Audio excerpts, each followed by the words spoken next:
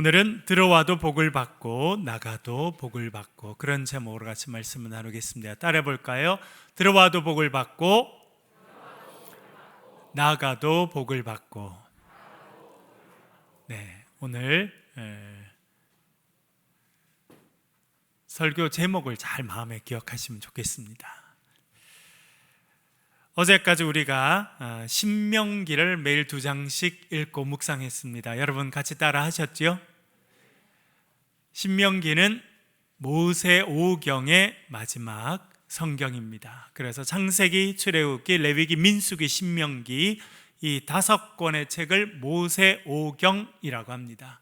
전문적인 용어로는 토라라고 말합니다. 토라, 이 정도 단어는 여러분 좀 알고 계시면 좋겠습니다. 토라라고 말하면 모세오경을 말하고, 이스라엘 백성들이 지금도 율법이다, 토라다 말하면 이 5개의 책을 이야기합니다. 이 5권의 책이 가장 중요한 가르침을 가지고 있는 것이라고 지금까지 유대인들은 그렇게 생각하고 있습니다. 이 모세오경을 이제 우리가 다 읽고 묵상하게 되었습니다. 5번째 책인 신명기를 읽으면서 여러 생각을 하게 되었습니다. 여러분, 신명기 말뜻이 뭐라고 제가 복음노트에서 말씀드렸습니까? 신명기, 듀테로노미인데요. 듀테로라고 하는 것은 두 번째라는 뜻을 갖고 있습니다. 노미는 노모스라고 하는 헬라어에서 나왔는데, 노모스는 법입니다. 그러니까 두 번째 율법이라는 뜻입니다. 새로운 율법을 준 것이 아니라 그 앞에 나왔던 출애굽기 20장 이후에 나왔던 그 많은 것들을 다시 한번 정리해서 말씀하고 있는 책이다. 그래서 두 번째 율법서라 해서 듀트라노미, 영어로는, 우리나라 말로는 신명기라 그렇게 이야기하고 있습니다. 그러니까 신명기는 앞에 나왔던 창세기, 출애굽기, 레위기, 민수기에 나오는 중요한 가르침들을 다시 한번 요약하고 정리해서 말씀해 주는 것입니다. 이 신명기에서 반복되는 표현이 있습니다. 특별히 제 마음에 많이 와닿은 표현이 있는데요, 그것은 무엇이냐면 우리의 삶에 복과 저주가 놓여 있다는 것입니다. 신명기 11장 26절 화면을 보면서 천천히 같이 읽겠습니다. 시작. 내가 오늘 복과 저주를 너희 앞에 두나니. 아멘. 복이 있고 저주가 있는데 그것이 어디 있다고 말합니까? 너희 앞에. 그러니까 우리 앞에 있다는 것입니다. 이 복과 저주는 동전의 양면과 같습니다. 여러분, 요즘에는 동전을 잘 쓰지 않죠. 요즘에는 동전이 있는 집도 별로 많지 않을 만큼 그렇게 되었습니다만, 동전을 보면 앞면이 있고 뒷면이 있습니다. 여러분, 앞면만 있는 동전 보셨습니까? 없죠. 앞면이 있으면 반드시 뭐가 있어야 됩니까? 뒷면이 있어야 동전이 되는 것입니다. 우리도 앞모습이 있고 뒷모습이 있어야 온전한 형태의 사람이 되는 것과 마찬가지입니다. 그것은 무엇이냐면 밝은 면이 있고 어두운 면이 있다는 것입니다. 복과 저주가 우리 앞에 같이 놓여 있다는 뜻입니다. 지난주 설교를 시작하면서 마이다스의 손에 대해서 말씀을 드렸습니다. 여러분 기억나시죠? 마이다스의 손, 만지기만 하면 황금으로 바꿔놓는 손입니다. 나무 의자에 앉았어요. 그래서 나무 의자를 딱 만졌더니 나무로 된 의자가 뭘로 바뀌었다는 겁니까? 황금으로 바뀌었습니다. 좋은 일입니까? 나쁜 일입니까? 좋은 일이죠. 만지는 것마다 황금이 되니까 참 좋은 일입니다. 그런데 그 손으로 꽃을 탁 만졌더니 꽃이 생명을 잃어버리고 황금이 되었습니다. 꽃은 살아있어야 가치가 있는데 그 꽃이 죽음을 맞이합니다. 급기야는 자기의 사랑하는 딸이 달려와서 그 딸을 안아줬더니 그 딸이 황금으로 바뀌었다는 것입니다. 여러분, 살아있는 딸이 좋습니까? 황금인 딸이 좋습니까? 말할 것도 없죠. 이 마이다스의 손도 복과 저주가 공존하고 있다고 하는 것을 말해주고 있는 것입니다. 신명기는 반복적으로 우리에게 말합니다. 우리 앞에 복과 저주가 놓여 있다는 것입니다. 이것을 신명기 30장 19절도 더 풀어서 설명합니다. 다시 한번 화면을 보면서 읽어보겠습니다. 30장 19절입니다. 시작. 내가 오늘 하늘과 땅을 불러 너희에게 증거를 삼노라. 내가 생명과 사망과 복과 저주를 내 앞에 두었은즉 너와 내 자손이 살기 위하여 생명을 택하고. 아멘. 우리 앞에 생명과 사망이 놓여 있다는 것입니다. 복과 저주가 있다는 것입니다. 생명을 선택하면 뭐가 따라온다는 겁니까? 복이 결과로 따라오게 돼 있고, 사망을 선택하면 결국은 저주가 따라오게 돼 있다, 그렇게 말해주고 있습니다. 여기서 강조하는 것은 무엇이냐면 그것이 우리 앞에 놓여져 있고 우리가 그것을 선택하며 살아가야 된다라고 하는 것입니다. 모세는 너와 내 자손이 살기 위해서 뭐를 선택하라고 말합니까? 생명을 선택하라, 그렇게 말해주고 있습니다. 이스라엘의 시작은 아브라함입니다. 아브라함은 멀리 갈대아 우르에 살고 있었습니다. 그러던 그를 불러서 하나님께서 지금 이스라엘 사람들이 살고 있는 가나안 땅, 팔레스틴 땅으로 불러주셨습니다. 어디로 가야 될지 알지 못했던 그는 하나님이 지시하시는 곳으로 가게 되었는데, 가서 정착한 첫 번째 정착지가 세겜이라고 하는 곳입니다. 신명기 27장에 보면요, 모세가 요단강을 건너서 너희들이 약속의 땅으로 들어가거든 세겜이라는 곳에 가게 될 것이다. 그 동네에 가면 산이 2개 있다, 그렇게 말합니다. 여러분, 대구는 참 이 말씀이 가까운 것 같아요. 왜 그래요? 앞에는 무슨 산이 있어요? 앞산이 있고, 뒤에는요? 팔공산이 있고, 뒷산도 있어요? 누가 금방 산 하나 만드셨네요. 아주 훌륭하십니다. 앞산이 있으니까 당연히 뒷산이 있겠다. 뒷산은 없고 저 뒤에 가면 팔공산이 있습니다. 그림 하나 보여드릴게요. 세겜에는 이렇게, 여러분 보이시죠? 밑에 사람들이 정착해서 집을 지어놓은 거 보이시죠? 그게 세겜 땅입니다. 지금도 사람들이 많이 살고 있어요. 거기 바로 앞에 큰 산이 2개 있는데 이름이 달라요.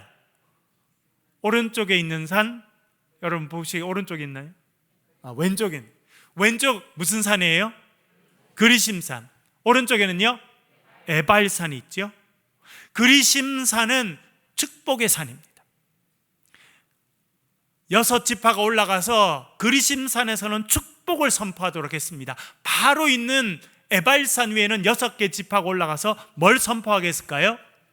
저주를 선포하게 했습니다. 그래서 그리심산은 축복의 산이고 에발산은 저주의 산입니다. 그런데 여러분, 그 산 위에 사는 사람은 없죠? 지금 세겜이라는 곳에 사는데 이 사람들은 매일 2 산을 보게 됩니다. 그러면서 뭘 깨닫게 되겠습니까?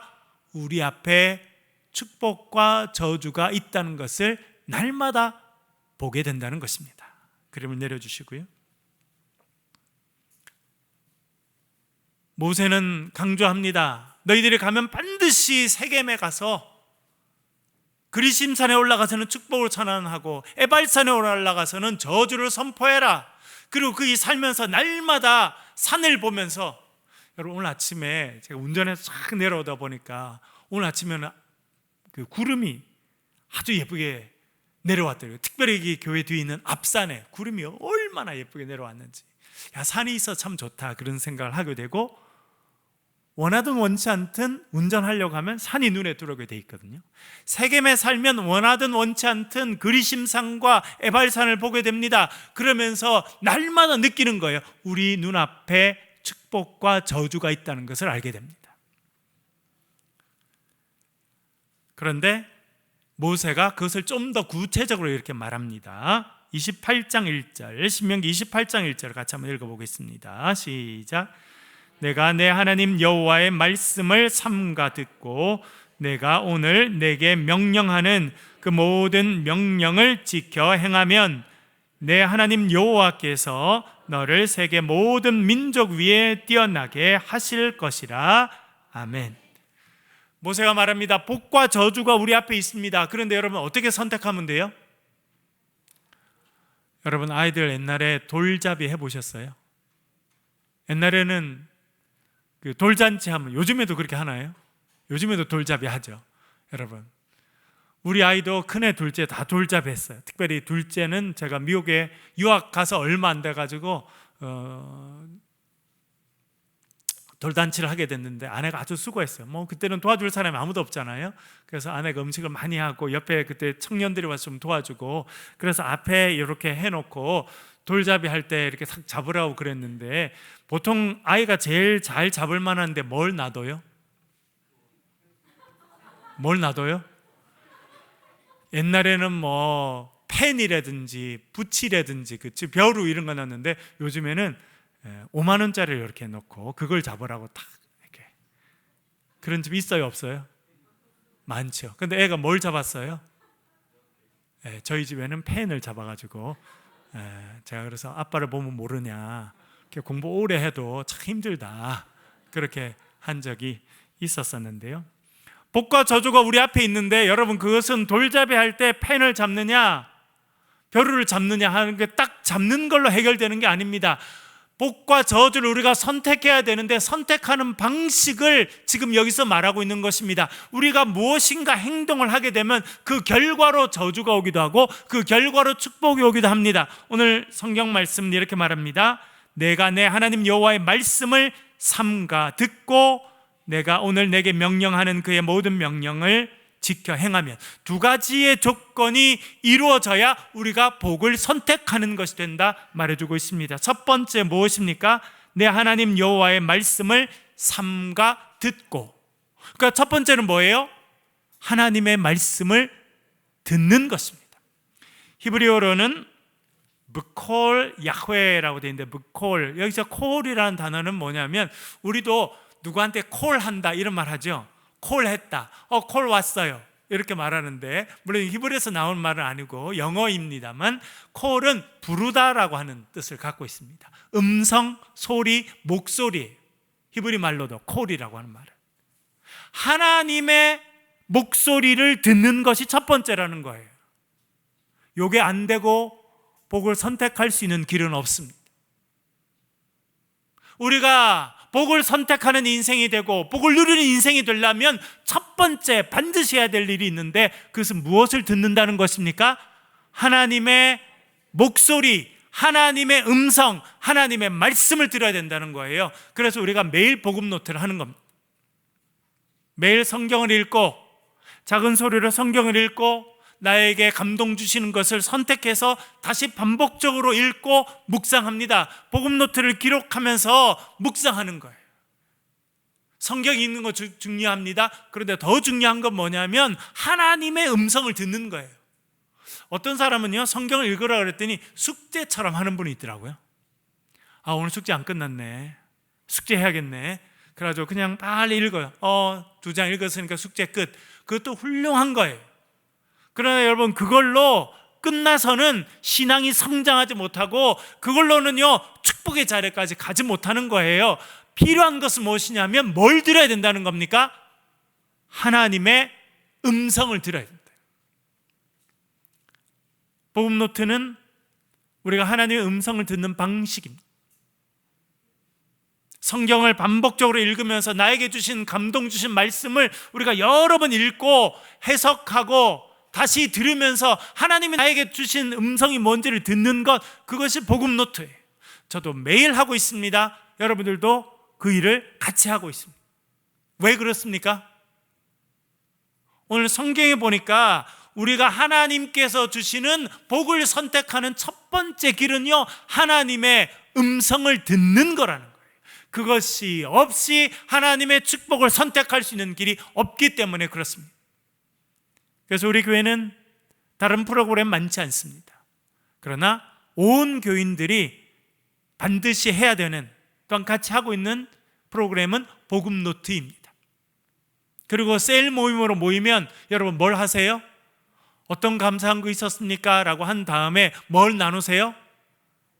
주일날 설교 말씀 내가 들었는데 그 중에 은혜 받은 말씀 뭔지 나누는 거예요. 왜 그러냐면 하나님의 말씀이 우리 귀에 들려야, 그래야 우리가 복을 선택할 수 있게 되기 때문에 그렇습니다.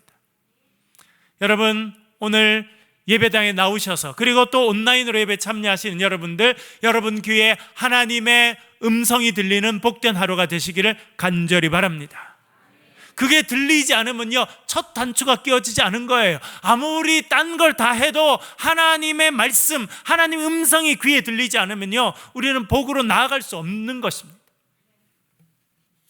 두 번째는 이렇게 말합니다. 내가 내게 명령하는 그 모든 명령을 지켜 행하면 이라고 말합니다. 하나님의 말씀을 읽고 묵상하면서 하나님의 음성을 듣는 것이 첫 번째입니다. 그런데 그걸로 끝난 게 아니에요. 두 번째가 있습니다. 그건 무엇입니까? 하나님의 말씀을 어떻게 한다고요? 실천해야 돼요. 하나님의 말씀이 듣는 것은 절반이 된 일입니다. 잘 시작한 일이에요. 하나님 말씀이 들리지 않고 축복을 선택할 수 있는 길은 없습니다. 그러나 앉아서 하나님의 말씀만 계속 듣는다고 축복을 선택할 수 있지는 않습니다. 어떻게 해야 된다는 겁니까? 실천해야 한다는 거예요. 어떻게 실천할 수 있습니까? 내일이라도 우리 살던 모든 거 다 정리하고 아프리카로, 남미로 선교하러 가면 됩니까?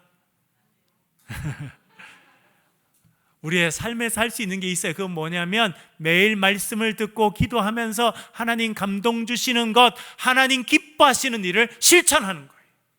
우리가 지금까지도 많이 살펴봤지 않습니까, 여러분? 지난번에 제가 설교 말씀드린 것들 중에 어떤 분이 참 이거 마음에 남아요 하는 것 중에 하나가 뭐였냐면, 너희들이 농사를 할 때, 추수를 할 때 밥 모퉁이의 일부는 어떻게 해라?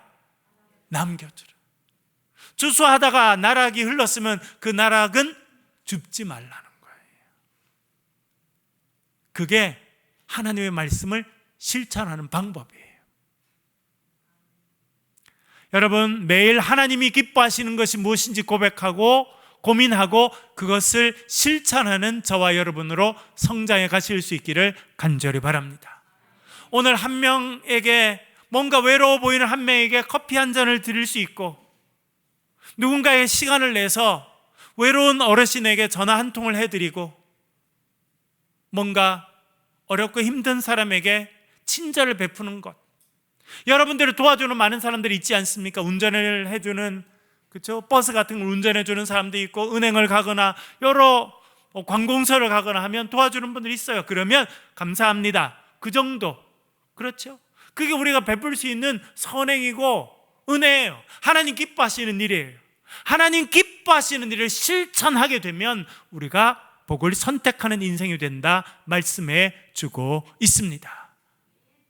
그것을 다시 한번 모세는 이렇게 정리합니다. 우리 2절을 읽어보겠습니다. 2절 화면을 보면서 같이 읽겠습니다. 시작. 내가 내 하나님 여호와의 말씀을 청종하면 이 모든 복이 내게 임하며 내게 이르리니. 아멘. 모세가요 1절에 좀 길게 설명했는데 백성들이 못 알아들을까 싶어서 2절에서 다시 요약 정리하고 있어요. 신명기는 요약 정리거든요. 모세가 되게 똑똑했던 것 같아요. 많은 이야기를 해도 백성들이 다 기억 못하니까 마지막에 뭘 해요? 요약 정리해 주는 거예요. 여기 또 2절이 요약 정리입니다. 이렇게 요약 정리하죠. 내 하나님 여호와의 말씀을 뭐 하면? 청종한다. 청종한다는 단어로 설명했습니다. 그것은 무엇입니까? 듣고 순종한다는 거예요. 그게 청종이에요. 하나님 말씀을 듣고 그 말씀에 순종하면 이라고 정리해주고 있습니다. 그러면 이 모든 복이 내게 임할 것이다 말씀합니다. 그러면 그렇게 복이 임하면 어떤 일이 있는지 3절에 이렇게 말합니다. 읽어보겠습니다. 3절 같이 읽겠습니다. 시작. 성읍에서도 복을 받고 들에서도 복을 받을 것이며. 아멘. 여기서 성읍이라고 하는 데는 어딜까요, 여러분? 성이죠, 성. 여러분, 여기 청도에 가면 청도 읍성이 있어요. 가보셨나요? 안 가보셨어요? 아, 예. 그러시면 회개하고 내일이라도 꼭 가보세요, 한번. 왜 그렇게 성을 만들어 놨냐면 예전에는 외세 침입이 너무나 많았어요. 그렇죠? 계속 전쟁하고 지금도 러시아는 그 옛날 시대에 사는 사람들처럼 또 옆나라를 또 침범해서 땅을 뺏겠다고 하다가 지금 혼이 엄청 나가지고 지금 전 세계에 엄청 부끄러움을 당하고 있잖아요. 최근에 그 헤르손이라고 하는 가장 중요한 요충지를 뺏기게 됐어요. 그 세계 2위 군사 대국이라고 큰 소리를 쳤는데 지금은 꽁무니가 빠지게 도망가고 있어요. 왜? 옛날 생각에 머물러 있어서 그래요. 옛날에는 그렇게 침범이 많았습니다. 그래서 큰 성을 쌓아놓고 성 안에 백성들이 살도록 했습니다. 그래서 이런 표현이 나온 거예요. 성읍에서도 복을 받고 성읍 밖에 있는 들판에 가서 일을 해도 복을 받게 될 것이다. 그렇게 말해주고 있습니다. 그것을 좀 더 구체적으로 말하는데요, 4절과 5절 읽어보겠습니다. 이 구체적인 내용이에요. 이게 4절 5절 읽어보겠습니다. 시작. 내 몸의 자녀와 내 토지의 소산과 내 짐승의 새끼와 소와 양의 새끼가 복을 받을 것이며 내 광주리와 떡 반죽 그릇이 복을 받을 것이며. 아멘. 5절부터 보면 내 광주리와, 여러분 광주리가 뭐예요? 소쿠리. 크고 작은 소쿠리, 그걸 광주리라고 그러잖아요. 거기다 뭘 담아놔요, 여러분? 옛날에는 뭘 담아놨어요? 지금은 소쿠리 광주리에 이제 빨랫감을 넣어놓는 분이 많습니다만 예전에는 먹을 것을 담았어요. 감자, 고구마, 그렇죠? 옥수수, 이렇게 우리가 보관해서 먹을 것을 담아놓는 것이 광주리였습니다. 그 광주리에 복을 주신다는 거예요. 옛날이나 지금이나 먹고 사는 게 얼마나 중요합니까? 이번에 우크라이나 사태가 나니까 우크라이나가 세계에서 가장 많은 밀을 수출하는 나라 중에 하나가 됐는데 전쟁이 일어나서 수출하지 못해요. 그랬더니 아프리카에 있는 가난한 사람들의 굶어 죽는 비율이 엄청나게 올라가게 됩니다. 세계적인 문제가 돼요. 먹고 사는 것 대단히 중요한데 광주리, 네가 먹을 것을 넣어놓는 그 광주리에 복을 주실 것이다 말씀합니다. 그리고 또 어디에 복을 주실 거라 말씀하십니까? 떡 반죽 그릇에. 제가 어릴 때 저희 어머님이 장사를 하셔서 이렇게 막 시간을 많이 들여서 이렇게 밥을 하지 못하실 때가 있거든요. 그러면 오셔서 뭘 하시나 봤더니 얼른 오셔가지고 밀가루를 해서 이렇게 물가루를 막 이렇게 해서 큰 대야 같은데, 그렇죠? 거기다가 막 반죽을 하시더라고요. 그리고 이쪽에는 불을 떼가지고, 그때는 장작으로 불을 뗐으니까 장작 불을 떼고 멸치를 막 이렇게 집어넣고 무를 잘라서 집어넣어서 육수를 끓일 때 이렇게 막 반죽을 하시더라고요. 뭘 만드는 걸까요? 수제비. 보니까 수제비가 제일 쉽게 하는 건가 봐요. 그래서 수제비를 이렇게, 어떤 데는 제가 재밌어 보여가지고 이렇게 반죽을 막 이렇게 해봤거든요. 이게 치댄다고 하는 거예요. 그거를 막 이렇게 많이 할수록 더 쫄깃쫄깃해진대요. 그것이 떡 반죽 그릇입니다. 거기에도 복을 주신다는 거. 먹고 사는 일들을 걱정하지 않도록 먹고 남아서 그것을 이웃 사람에게 줄 수 있는 그런 인생이 되게 하겠다라고 말씀하고 있는 것입니다. 4절은 이렇게 말합니다. 내 몸의 자녀와. 여러분, 부모가 된 분들 살면서 뭐가 제일 중요한 일이든가요? 자식이에요. 자식 우상이 돼서는 안 되지만 여러분, 자식이 제일 소중해요. 그런 면에서는 이번에 이태원 그 사건으로 인해서 자식을 먼저 하늘나라로 보낸 분들은 그 충격과 아픔은 말할 수 없을 것이라 생각됩니다. 하나님이 복을 주시면 자녀들에게 하나님께서 은혜를 주신다는 겁니다. 여러분, 여러분들의 가정에 있는 자녀에게 하나님께서 복을 주신 은혜가 임하기를 간절히 바랍니다. 제가 군대에 있을 때 군종 목사로 있었는데, 우리 여기 박 지사님도 같이 부대에 있었습니다만, 군종 목사님들이 해야 될 가장 중요한 일은 교회적인 측면에서는 그 교회 담임 목사니까 이제 설교하고 신방하고 교인을 돌보고 말씀 가르치는 거예요. 근데 부대적으로 보면요, 더 중요한 일이 있어요. 부대 전체로 보면 목사님이지만 군종 장교거든요. 군종 장교가 해야 될 제일 중요한 일이 뭔지 아세요? 자살할 만한 애를 빨리 골라내는 거예요. 그리고 걔가 자살하지 않도록 도와주는 일이 군종 목사님에게 제일 중요한 일이에요. 그래서 저희들은 가면 심리학, 심리교육, 그리고 그 심리검사 방법, 그런 거를 집중적으로 교육받았어요. 그리고 보면요, 진짜 부대에 있다 보면 애들이 다 멀쩡해서 신체 검사 받고 군대 왔는데 자살 가능성이 많은 애들이 보입니다. 그런 애들을 빨리 조치를 취해야 돼요. 상담을 해주기도 하고 또 필요한 의사를 데리고 하기도 하고. 여러분, 부모님들이 잘 알지 못하는 게 있어요. 요즘에 젊은이들은 야, 우리 때는 먹고 살 게 없었지, 학교도 제대로 못 갔지. 근데 요즘에는 뭐 학교 다 가지, 좋은 애도 있고 좋은 것 하고 지내는데 뭐가 문제냐? 여러분, 그렇게 생각되세요? 요즘에 우리 젊은이들은요, 얼마나 정신적으로 영적으로 황폐한지 몰라요. 우리가 생각하는 것보다 훨씬 더 힘듭니다. 겉은 멀쩡해요. 좋은 옷 입고 다닙니다. 좋은 집에서 좋은 환경에 살아요. 그러나 정신적으로 영적으로 너무나 황폐합니다. 2007년 제가 미국에서 박사과정을 공부할 때였는데 미국에 뉴스가 났어요. 저는 잘 몰랐는데 미국 사람들이 와서 저보고 괜찮으냐 그런 거예요. 그래서 왜 괜찮느냐 그랬더니 미국에 있는 한국 사람들이 위험하지 않을까 해서 물어본다는 거예요. 그래서 제가 무슨 일인가 살펴봤는데, 제가 있던 동네에서 물론 몇 시간 떨어져 있는 거기에 버지니아라고 하는 동네에 아주 좋은 공과대학이 있는데 거기 다니는 한국 유학생이 있었어요. 조승이라고. 하루는 총을 가지고 가서 그 학생들에게 무차별로 난사를 합니다. 학생 32명이 그 자리에서 죽었어요. 그리고 29명이 중경상을 입는, 그러니까 미국에서 캠퍼스 대학 안에서 일어난 일 가운데 상상할 수 없는 대참사가 일어난 거예요. 그래서 도대체 얘가 왜 이런 일을 하게 됐는지 결국 나중에는 자기 머리에 권총을 쏴서 자살하게 되는데, 그는 우리나라 충청도에서 태어났어요. 서울에서 성장했고 8살 때 부모님을 따라 미국에 이민 가서 살게 됩니다. 그런데 적응하고 사는 게 힘들었어요. 머리가 좋았습니다. 공부는 잘했어요. 그래서 좋은 공과대학에 들어갔지만 이 심리적인 불안함과 이 마음의 건강함을 잃어버리게 돼요. 그래서 그는 결국 그렇게 충격적인 처참한 일을 저지르고 본인의 생명도 스스로 끊는 그런 일이 생겼습니다.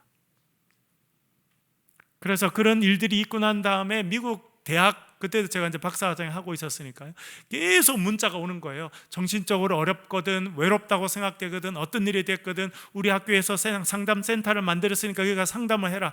여러분, 이번에 이태원 사건으로 인해서 우리나라의 40여 개 대학에 속해 있던 학생들이 크고 작은 피해를 다 입어서 지금 대학 가도 난리예요. 그 정신적인 충격을, 왜냐하면 너무 가까운 친구가 그런 사고를 당했으니까요. 그래서 상담을 하고 그런 일이 계속 이루어지고 있습니다. 여러분, 하나님께서 은혜 주셔서 우리 자녀들이 육체적으로, 정신적으로, 영적으로 건강한 자녀들로 성장할 수 있게 되기를 간절히 바랍니다. 그리고 내 토지 소산과 내 짐승의 새끼와 소와 양의 새끼가 복을 받을 것이다 말했습니다. 여러분, 소 길러보셨나요? 염소 길러보셨어요? 제가 어릴 때 보니까 저희 아버님, 어머님이 제일 기뻐하시는 날이 있더라고요. 소가 새끼 낳는 날. 옛날에 제가 조그만 살 때는 초가집이었거든요. 늘 긴 초가집이었는데 절반은 사람이 사는 데예요. 절반은 소가 사는 데예요. 그 옆에는 병아리들이 살아요. 그래서 소가 제일 중요한 재산 중에 하나이기 때문에 집에 가운데 있었거든요. 부엌이 있고 그 옆에 소가 있었는데 한 번은 그 소가 밤에 새끼를 낳은 거예요. 그래서 수의사 아저씨가 오고 저희 부모님이 막 밤에 불을 켜고 기다리고, 그래서 저도 가서 봤죠. 그랬더니 소가 새끼를 낳더라고요. 얼마나 좋은 날인지. 그 다음 날 저희 아버님 얼굴이 환하시더라고요. 왜 그래요? 그게 복인 거예요. 하나님께서 우리에게 은혜를 주셔서 우리가 복을 받은 가정이 되면 우리 개인뿐만 아니라 우리의 가정에 있는 자녀들과 심지어 우리 가정에 속해 있는 가축들과 동물들과 우리 주위에 있는 사람들까지도 복을 받게 될 줄로 믿습니다. 그래서 6절은 이렇게 말합니다. 6절 같이 읽어보겠습니다. 같이 읽겠습니다. 시작.